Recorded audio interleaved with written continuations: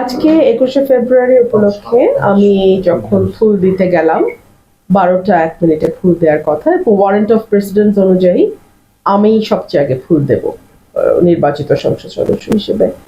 কিন্তু আনফরচুনেটলি দেখা গেল বিএনপির কিছু লোক তারা সেখানে রীতিমতো হামলা চালায়, আমার নেতাকর্মীদের উপরে হামলা চালায়, আমাকে একপাশে মানে ধাক্কা দিয়ে ফেলে দেওয়ার মতন অবস্থা তৈরি হয়।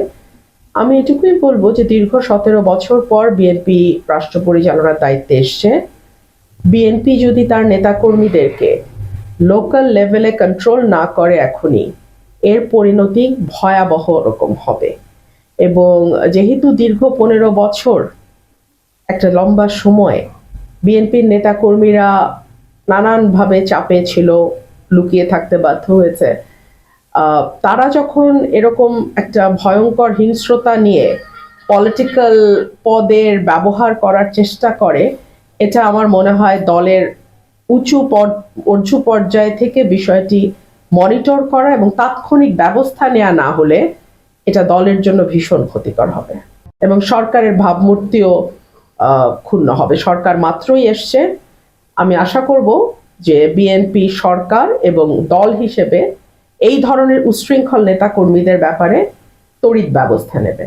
আমার একজন কর্মীকে কিভাবে মেরেছে আপনারা একটু পরেই দেখাবেন। পীযূষ দা আমাদের সাংবাদিক ভাই, ওনাকে রক্তাক্ত করে ফেলেছে। সো বিএনপিকে এখনই যদি নিজেদের কন্ট্রোল না করে বিএনপি, এর পরিণতি ভয়াবহ হবে, আমি এটুকুই বলবো। এটা একেবারেই পূর্ব পরিকল্পিত হামলা এবং উপজেলার নেতারা, এবং সেখানে কিন্তু উপজেলার প্রেসিডেন্ট সেক্রেটারি ছিল না, আমরা কিন্তু উপজেলা প্রেসিডেন্ট সেক্রেটারিকে দেখি নাই।